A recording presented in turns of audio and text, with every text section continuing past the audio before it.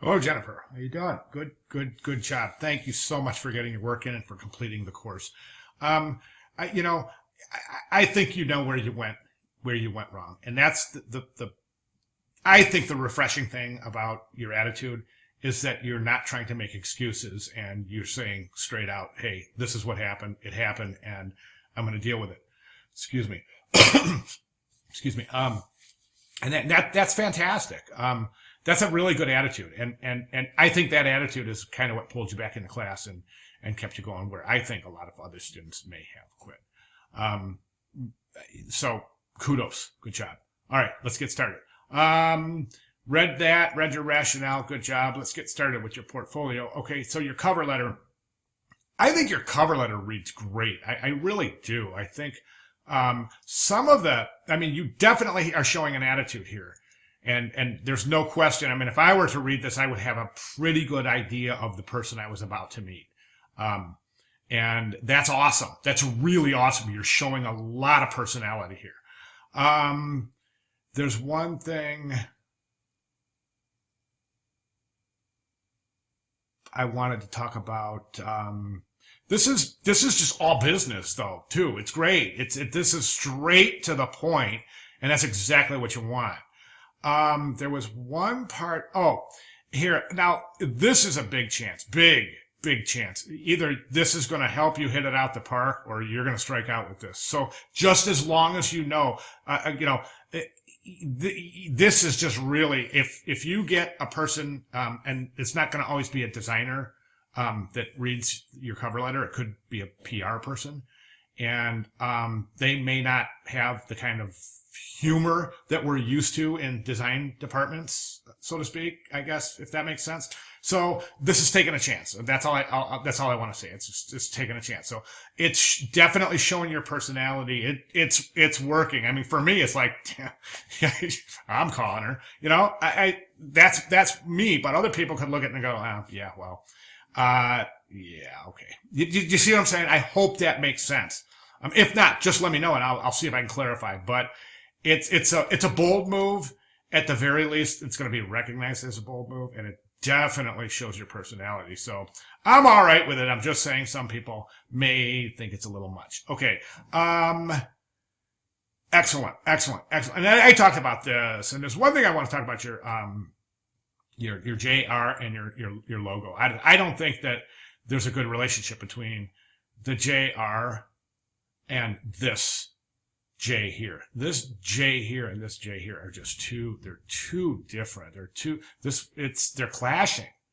So I would think about changing this type right here. Maybe to something more, maybe of a modern sans, like something from the Universe family, maybe, or maybe Gill Sans, something like that. Think about it. Try it. See if you like it. Mechanically, your resume is set up very well. I talked about that yesterday about I think it's a good idea to have two columns. I want to show you something real quick called hanging quotes. I'm going to pull a guide out here. Drop it at your D. That's presumably your left margin, which it is.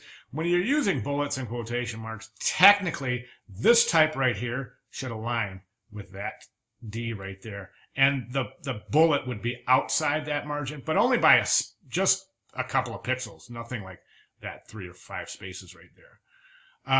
That's just a little lesson in typography for you. Okay, opening page. Good job. Good quote. I wouldn't center it though. Think about your grid. Think about your underlying grid in the placement of your logo and this quote. It's centered, so it's probably not going to fit your grid, right? Okay, here's your first page. Now, self-admittedly, and I think that there's a lot here that's the same. I think that was a good idea, changing and moving the type and removing the page numbers. I really do. I think that the page breathes out a lot better. I'm wondering, that type might be a little too large. And the space between the headline and the body copy is definitely too large. So think about that. And self-admittedly, I think that you're having, and I think you're having difficulty with the grid. I really do. I think that you want, listen. This is showing that you understand the basic premise of grid. Okay, so we have one. This would be 4x4. You're using 2 here, and you're using one here and one here. Okay, or this would be 2 by 2, 1, 2, 3, 4, right? But the gutters are so large that it's not really following a grid. So you can tell by the width and the size of the gutters that you haven't drawn a grid, that you basically have drawn a couple of guidelines and you're placing stuff within those guidelines. And that's better than nothing. Don't get me wrong. That's great. You're showing some good alignment. When it comes down to it, graphic design is all about alignment. So you're starting some good alignment, but I think that you just got some areas where you're really struggling understanding how versatile the grid can be. So you're forcing these areas, leaving other wide open areas of white, some irrational white space, like here and here. Irrational, I don't know if that's the right word, but at least curious white space. Does it fit in the grid? Kind of, but it's still pretty, I mean, there's a lot of eye movement on this page. Okay, so, and you know, I went through these pages, and I think that we talked about that. I want to mention the page size. If you watch Samantha's video from yesterday, I explained the golden section, and that's a really good page size. It would be 8.5 by 13.75 is your width. And it's a much more pleasing page size, much easier to work with. And again, we're showing this grid area where it's just really unusual to have these big gaps between your information. It almost appears as though they're not related. The thing that's holding them together, of course, is the color. But as far as placement and proximity, generally the viewer would look at this and go, these aren't related because they're too far apart from each other. Does that make sense? Hope so. If not, let me know.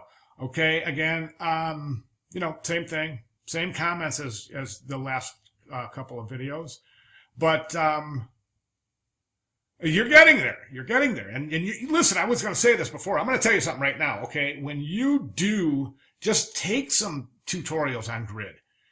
Get online and spend a couple hours on grid. And listen, I'm going to promise you something. When it hits you, you're going to go, I get it. I see now. I understand. And it's not an easy thing to wrap your head around at first. It's not. But once you do get it, you'll go, oh man, I should have seen that. Okay? Does that make sense?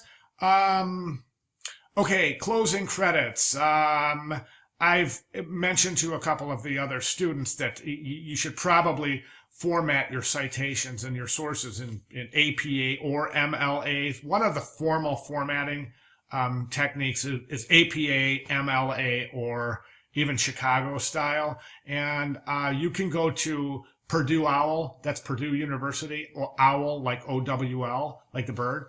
And it's online writing lab, and there's some wonderful sources in there for you to learn how to format your citations in MLA, APA, or again Chicago.